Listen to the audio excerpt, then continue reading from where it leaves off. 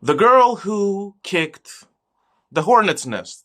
Finally, the last book in this trilogy.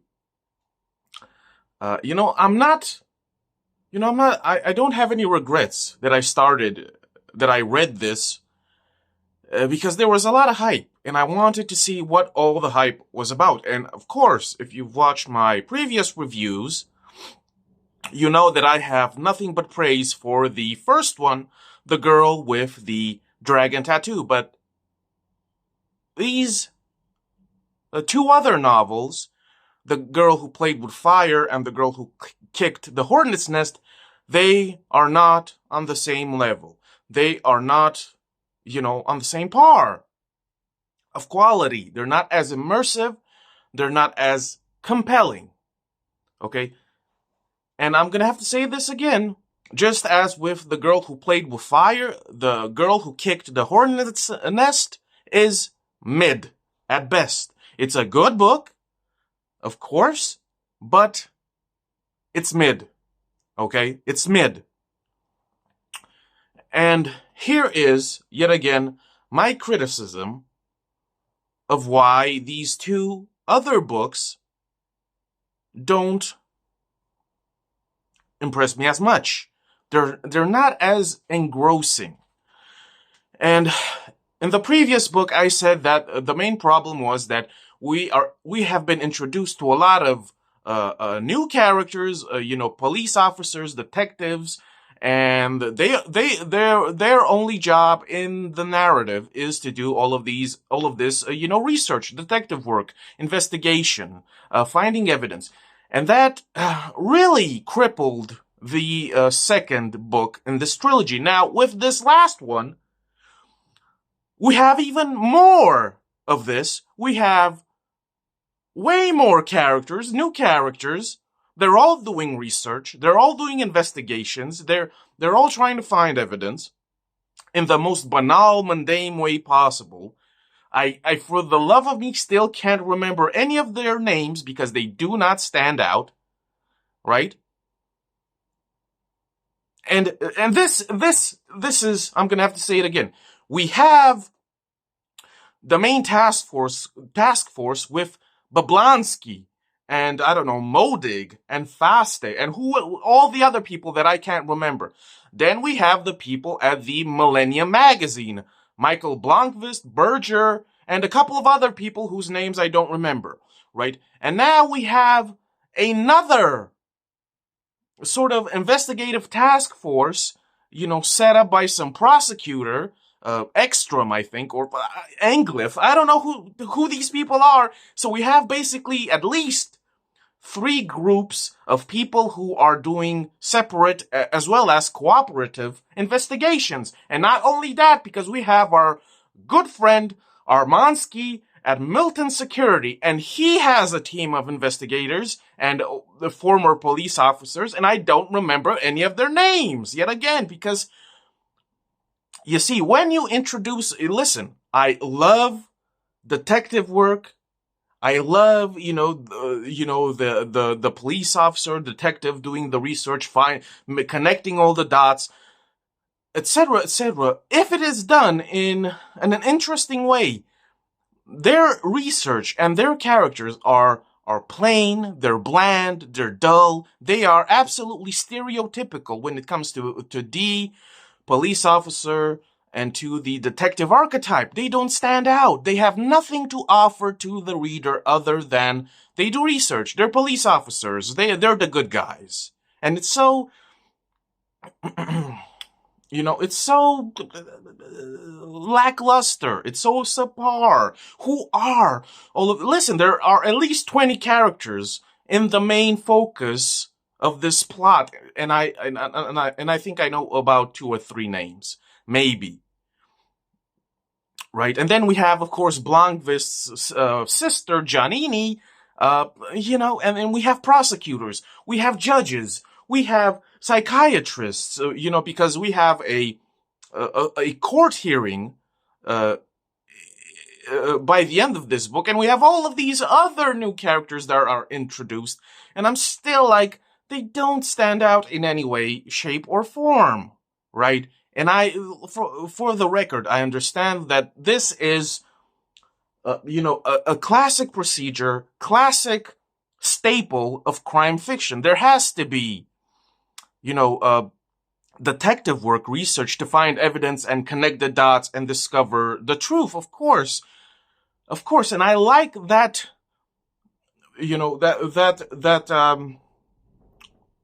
that staple. Okay. If it is done in an unusual way, the characters have to stand out. They have to be electric. Their relationships have to be bubbly or something, right? And how they approach the research has to be done in a more interesting way than just, looking at papers and whatnot, right? So that's a main criticism, not only of this book, The Hornets' Nest, but the previous one, The Girl Who Played with Fire. This plot line of constant, continuous, persistent research detective work is exhausting, it's tiring, and because it's so simple, so basic, it is a chore to read, it's a drag. Okay. Another thing, I don't know what happened in this book as well. Lisbeth Salander, even though she's still an amazing character, she is not the same. She doesn't do much. She's not interesting. She's not electric. She's not captivating as she was in The Girl with the Dragon Tattoo, right? At the end of the previous book, she gets shot in the head by Zolotchenko. And then in this book, we spend hundreds of pages with her rehabilitation because she gets surgery. She's extremely wounded. She has to go through recovery, the healing process, and she doesn't really do a lot of things except sitting in bed in a hospital being questioned by the police. And even her internal monologues aren't that, something happened. Her character suffered after the first book. And this is my speculation. The only reason, or I should say at least in part, the reason why she's so compelling in the first book is because she is, bouncing off of Mikhail Blomkvist. Their relationship, their banter, their back and forth is absolutely electric. It's so captivating, fascinating. It's done so well. And after that, the other two books, they're pretty much separate for the most part. And I've said that Michael Blomkvist cannot carry this book by himself. And apparently, even Lisbeth Salander cannot carry, these books by herself. What made the first book so intriguing, so absolutely immersive, is in part because these two characters, when together, they just have sparks going. They're just something different. They're special. They're built different when they're together. Together, they are the special ingredients of this recipe that makes the book pop off and stand out. Because the other two books, they are separate. They are mid. Okay? Because these two characters are separate after the first book. That is why the other two books suffer greatly. Okay? So I believe that Lisbeth is underused in this book and in the previous book. In the previous book, at least the first half, she's not there, she's absent. And then when she comes back, she's kind of fucking around, whatever. And in this book, she's still, I don't know.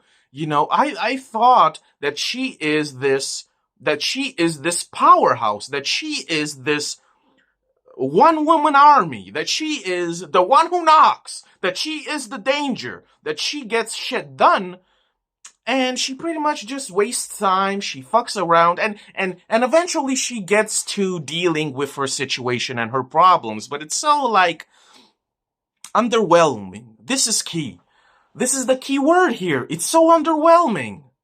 Lisbeth Salander, unfortunately, is underwhelming. And it's such a shame because even though she fails miserably to keep me interested, she's still an amazing character, but she is underused.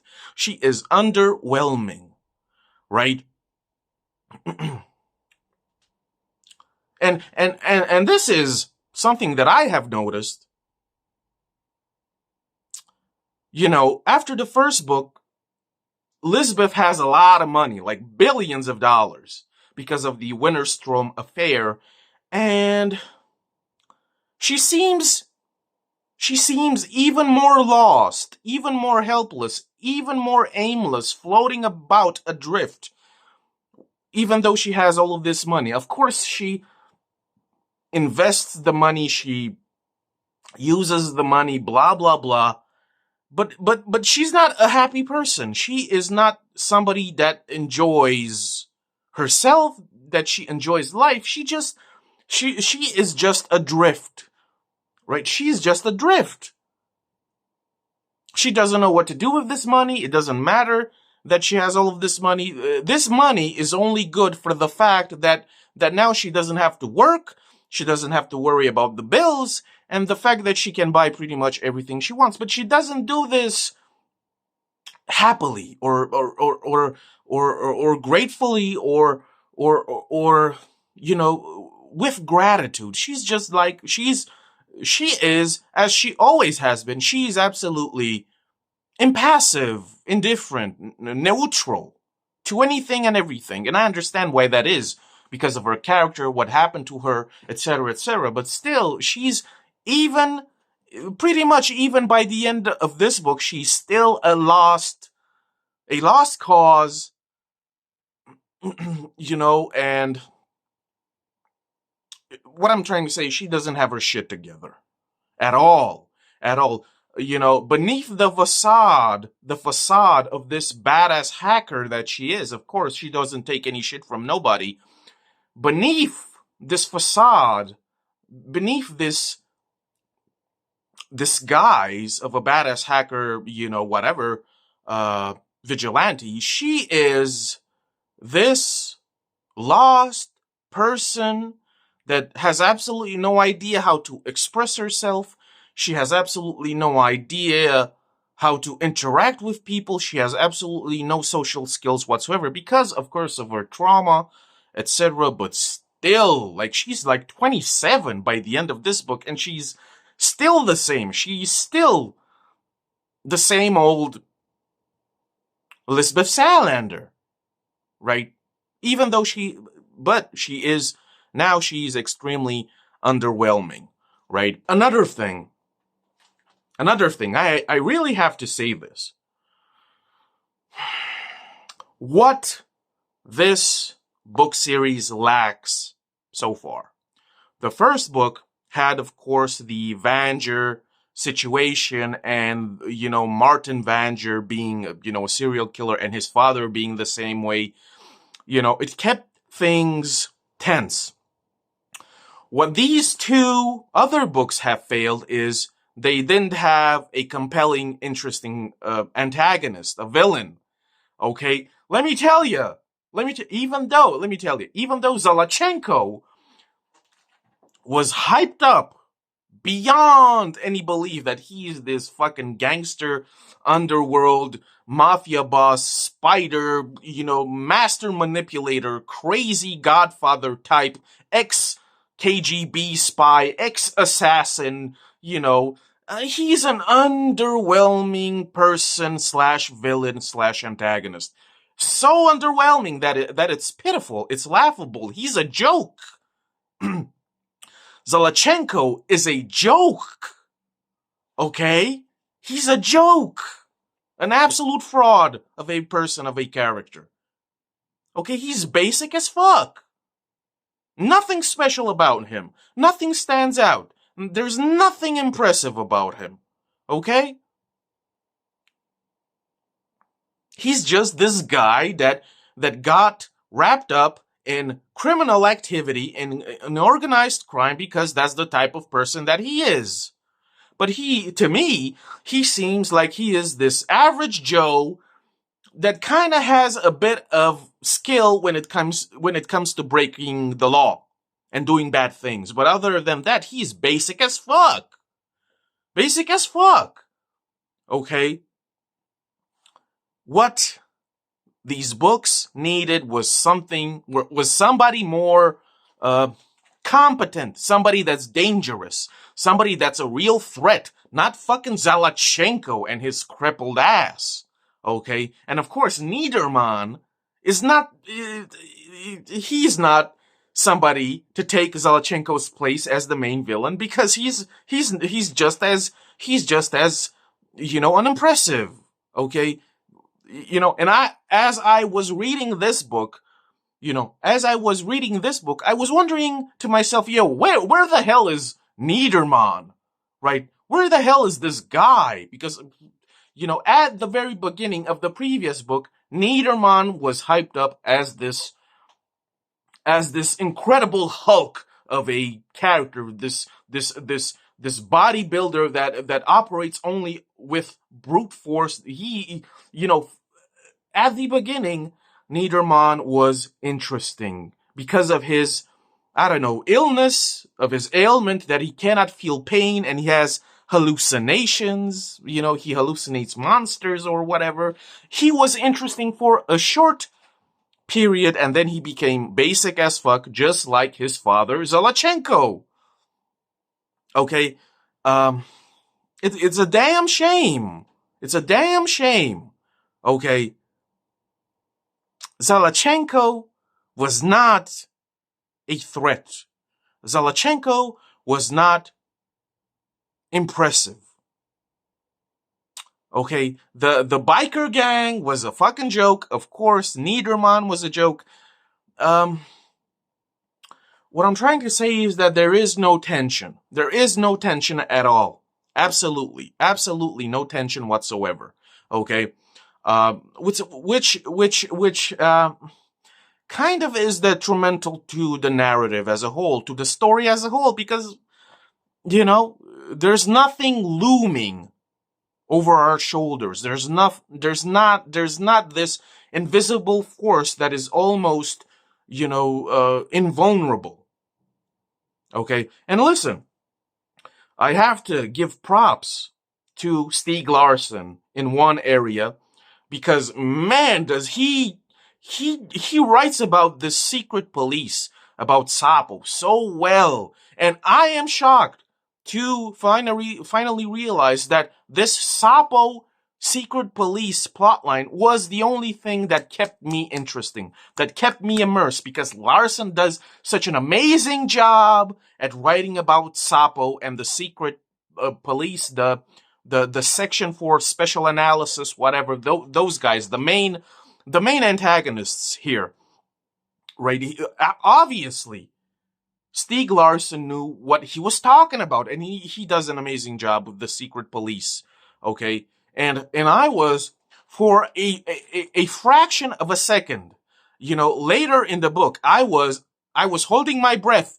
Finally, something goddamn, amazing was happening, because, Michael Blomkvist, he becomes a threat because of his research, right? So the secret police, Sapo, the section for special analysis, decide to have him assassinated. And Blomkvist almost gets assassinated along with Erica Berger. And I was like, for a short second, I was like, holy shit, something unprecedented, something unpredictable is happening here. Oh, right? For a short second, I was holding my breath, and I was captivated. Stieg Larsson did something amazing with that, short, brief section of a chapter. Michael Blomkvist almost gets assassinated, and that caught me off guard, and I was absolutely, I was absolutely immersed, and I was just, the pages were flying, right?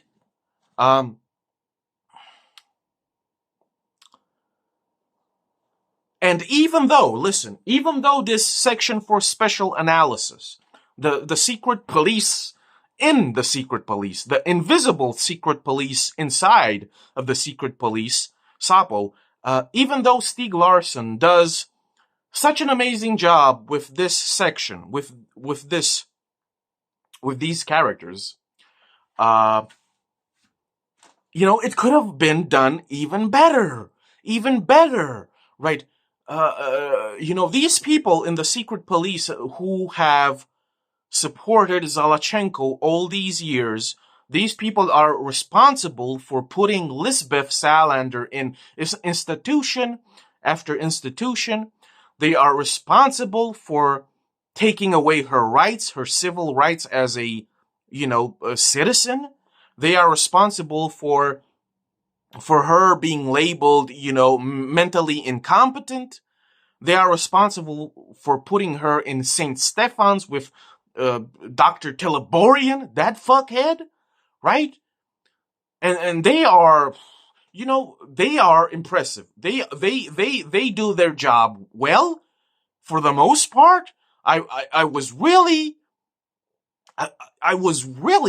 like, I was almost rooting for them. Okay, it was that good that I was kind of leaning towards supporting this secret police because they were just so good. They were just so competent, and yet by the end they fail miserably. They are all arrested. Everything was revealed, and I was just like, bruh, like, how did this collapse on its feet? How did this implode on itself? These people were just so active. They were so dangerous, and they failed so miserably, right? When Gilbert, right? Gilbert, one of the veteran agents of this section, when he decided to assassinate Zalachenko in the hospital and then, commit suicide, and he had this plan put together beforehand, and it worked out so well. It was so thought out, so meticulous. I was so impressed, right? And all of these other agents, Clinton and Sinstrom and who else? I'm forgetting the rest, but all of these agents that are, the Zalachenko club, they were doing just so well. They were tapping phone lines. They were putting cameras. They were planning on framing Michael Blomkvist with drug possession and having a lot of money, that cannot be explained. It was just so... These people were ruthless. And I liked that. Right? They were doing shit. They were making moves. They were getting shit done. The section for special analysis was doing good work. Okay, they were competent as fuck for the most part, right? And by the end, everything is revealed. Blomkvist and his team, they just completely outsmart the secret police, the Zalachenko club, and it all falls apart, and everybody gets arrested and prosecuted. And I was just like, bro, how is it possible that this group of special agents, how is it possible that they don't have a contingency plan? How is it possible that they can be arrested so easily and then just everything just falls into place? Like I was so disappointed by this. You would think that these people would have a contingency plan, at least, some sort of plan B or C.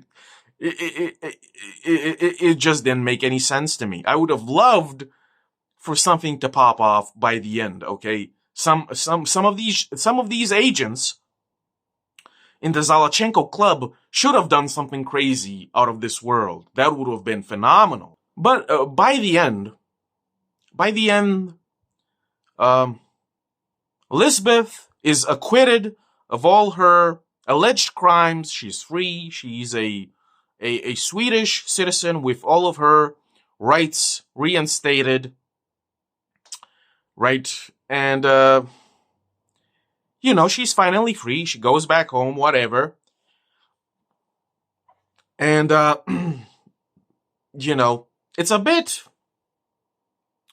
the ending of this book, what I should call the epilogue of this book, after Lisbeth is acquitted, is a bit I don't know. It's a bit underwhelming, right? Because she is the daughter of Zolotchenko, she inherits all of his assets. And Zolotchenko had a lot of buildings in which he was smuggling all of these women for human trafficking, prostitution. And Lisbeth, in her classic fashion, sniffs something, that there's something afoot, something ain't right. So she goes to one of these buildings, a dilapidated factory, and there she stumbles upon Niedermann, her bodybuilder, stepbrother, half-brother, and, they have a bit of a tussle, a bit of a skirmish, and listen, how Lisbeth overwhelms and defeats Niedermann is absolutely Looney Tunes. It's absolutely cartoonish. It is comic book stuff. Like, she finds a nail gun, nail gun used in construction, and she basically nail guns Niedermann's feet to the floorboards, and he cannot move. Right? And I was just like, it's funny. It's funny. It's so impossible, but it's funny. It's goofy as fuck. She dead ass nails his feet to the floorboards on some Looney Tunes shit. And she calls the police, and she calls, the biker gang, and the biker gang come along and they kill Niedermann. But because Elizabeth tipped off the police arrive and they arrest the biker gang. So it's two birds with one stone. And then she goes back home. Right? And she's back home. She's taking a bath. And she yet again has absolutely no direction, no goal in life. She basically doesn't feel anything at all. She has a couple of emotions here and there, but she's basically hollow on the inside, right? She doesn't really know what to do with herself, unfortunately, which is sad. And then she hears the doorbell ring, and she already knows who it is. And she opens the door, and it's our good friend, Michael Blomkvist, right? And I want to read you this because it was so lovely at the end. It was bittersweet. Right? Because if you've read the books, you understand that after the first book, Lisbeth has been holding this grudge against Michael Blomkvist because he chose Erica Berger over her. This grudge to me is irritating. It's nonsensical. It isn't backed by any rational logic at all. It's basically a childish temper tantrum by Lisbeth because she imagined that Michael will choose her because she fell in love with him, and this was the first time Lisbeth had fallen in love with anybody, and she thought that Michael Blomkvist would choose Lisbeth over Erica Berger, somebody she has been having a relationship with for 20 plus years, and she thought that Michael would choose her, this unstable, unhinged, unsocial, introverted person he had met, for a couple of months, right? He basically spent a couple of months with her doing research on the Vanger situation. And, they got hot and heavy. They bonded. They had a fun time. They became friends. They became lovers. And finally, for the first time, Lisbeth felt something more than just lust, desire, whatever. She actually fell in love with this guy. And of course, Michael Blomkvist, he's a womanizer. It is in his nature. But, it still isn't,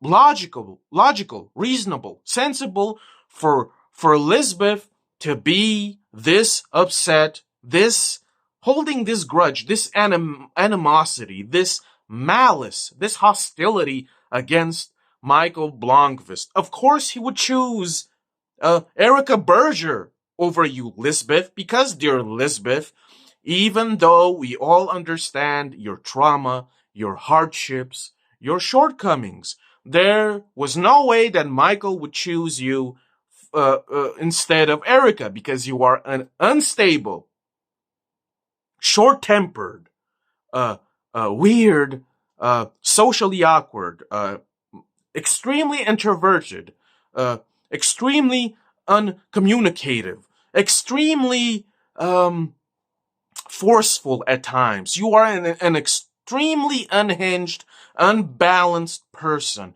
because of the things that you suffered. Okay, there is no way that a sane person would choose you over, a loved one. There is no way. Okay, but she is, okay, this grudge of hers is because she lacks certain skills. She lacks certain social skills at points, at certain times, even though she's an absolute genius, even though she's so intellectually gifted, she has a high IQ, she is a hacker, wunderkind. She understands mathematics. She solves equations. She can hack anything in a hot second. Even though she's so capable, she's so competent, she's so smart, when it comes to other aspects, mainly relationships with other people, she is extremely childish, extremely juvenile, extremely immature. At best, when it comes to, human relationships, understanding other human beings, knowing how to react, how to act in a certain setting, she has the level of a small child. She doesn't know what to do. She doesn't know how to act. And usually she acts with resentment for little inconsequential things. Okay?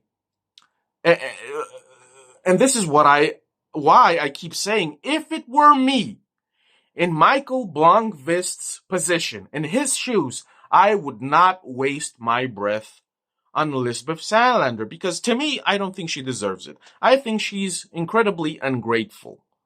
Okay? If it weren't for Michael Blomqvist's persistence, if it weren't for him being so loyal, so dedicated to her and their friendship, okay, he is the one that started this mission, this campaign of attaining justice for her. If it weren't for him who started all of this, Lisbeth would have probably been sent back to an institution, and she might have been taken out by the secret police. So it's all thanks to Michael and then the other people involved, right? And she's so incredibly ungrateful. She still treats him like he's a nuisance. She still calls him Kale Bastard Blomqvist. This nickname she has for him. And I'm just like, bro, can you stop, Lisbeth? You're a child, bro. You're a child, right? And why I'm so passionate about this is because, I have experience with this. When you give everything for a person and that person still treats you like you're inferior or like you owe them something, okay? To me, Lisbeth does not deserve, all of this persistence, loyalty, love, because she's an ungrateful person, because of all the circumstances. I understand why she is like this, but I am somebody who does not tolerate this type of thing in another person. Somebody treats me like she treats Michael Blomqvist, and we're done for good. See you later, right? So this is what I would have done if I were Michael Blomqvist. I would have told her, see you later, and that's it. Right? So Michael Blomqvist, whatever you want to say about him, he's a womanizer, blah, blah, blah. He cheats on everybody, on every woman he engages in, blah, blah, blah. He can't keep it in his pants, whatever, but he has loyalty, he has empathy, he has kindness, he has patience, and he tolerates a lot of shit mainly from Lisbeth. Okay, I I I cannot be like Michael Blomkvist. I would have ceased my relationship, my friendship with Lisbeth Salander. Okay, just because she is an ungrateful person. Period. Okay, but Stieg Larsson ends this book in such a bittersweet way. And I want to read you this because it caught me off guard, and I was feeling emotional a little bit. I was like, God damn, it struck a nerve. Okay, so this is what Stieg Larsson writes, and of course, this is pretty much the last couple of paragraphs in the book. This is how the book ends. She hesitated. For 2 years, she had kept as far away from Michael Blomkvist as she could. And yet he kept sticking to her life like gum on the sole of her shoe, either on the net or in real life. On the net, it was okay. There, he was no more than electrons and words. In real life, standing on her doorstep, he was still fucking attractive. And he knew her secrets, just as she knew all of his. She looked at him for a moment and realized that she had no feelings for him anymore. Romantic feelings. At least not those kinds of feelings, romantic. He had in fact been a good friend for her over the past year. Well, no shit, Lisbeth. It's a good thing that you finally realized this. Holy shit. No, he had not been just a good friend for you. He had been the best friend possible for you, Lisbeth. Okay, you need to realize this, sweetheart. He has been your best friend all along, and he saved your goddamn ass with the help of other people, of course. So, she trusted him. Maybe. It was troubling that one of the few people she trusted was a man she'd spent so much time avoiding. Then she made up her mind. It was absurd to pretend that he did not exist. It no longer hurt her to see him. She opened the door wide and let him into her life again. And I was like, oh, goddamn, here we go again. That was tough. I like that. Okay, the way this ends is bittersweet. It's bittersweet because these two characters together, they are unstoppable and they are electric. Okay, and the way that it ends, it's so bittersweet because, of course, if you know, Stieg Larsson wrote these 3 books. He handed it out to the publishers, and then shortly afterwards, he died of a heart attack. And then, after he died, these books became a global phenomenon. And it's such a tragedy, right? It's such a tragedy. And from what I understand, he was planning like 10 books. And one can only imagine what kind of crazy shit he was plotting. Can you imagine another 7 books? That's crazy. Okay, but we only have the 3. And I understand that other writers were brought in to finish his work. I think that 3 or 4 more books have been released. An eye for an eye, a tooth for a tooth, whatever. The Girl Caught in the Spider's Web, whatever. But I don't think I'm gonna read those because they're not Stieg Larsson's writing. They're somebody else's writing. Even though they have his ideas, his characters, it's not his writing. Okay. It's not his version. Okay. But this is how it ends, unfortunately, right? And this, it's so hilarious. He had, in fact, been a good friend to her over the past year. And it's just like, no, Lisbeth, no. It's about time you realize that he has been the best friend in the world for you for the last, at least 2 books, not, right? He is your guardian angel, okay? And you better show some goddamn gratitude, girl, okay? But, it's, You know, I'll say it again. I'm glad that I have read this book trilogy. Okay, it could have been way better. There have been some flaws that crippled the other two books. You know, The Girl with the Dragon Tattoo will always be the best. Will always be the best. Okay. You know, that's pretty much it. That's all you need to know. A bittersweet ending to this pretty good book series. And I do recommend for people to read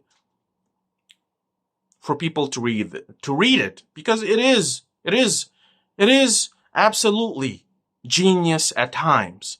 Absolutely genius at times, okay? If you want to support your boy, I got a few books on Amazon.